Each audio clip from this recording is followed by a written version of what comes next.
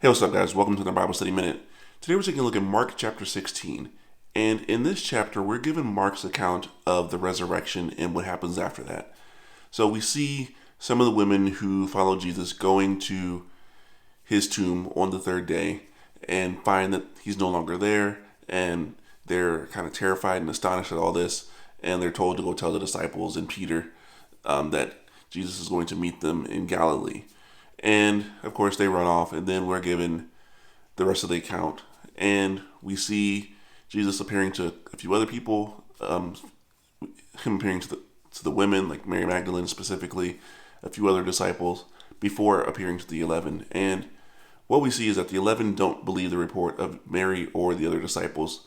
It's not until they see it for themselves, which is interesting because they had seen Jesus bring several people back to life during his ministry. We've seen Lazarus, a little girl, a son being brought back to life, and we see them not believing that Jesus could do this for himself.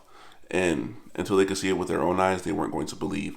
And then once they do believe, Jesus kind of scolds them a little bit for their disbelief and not believing the report of others. And then he tells them to preach the gospel and to share this good news with all the world.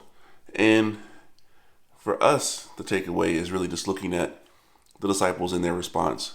Because for them, seeing was believing, but for us, we are taking their testimony of what they've seen, and this is the gospel. This is the good news that's being preached. And we have the choice to either believe it or reject it. And so if we believe it, then we receive the eternal life that Jesus Christ offers. And if we reject it, then we know what happens. So really, for us, we have to decide whether or not we're going to believe the report, even though we cannot see it with our own eyes. So that's what I want to leave you with today. And until next time, grace and peace.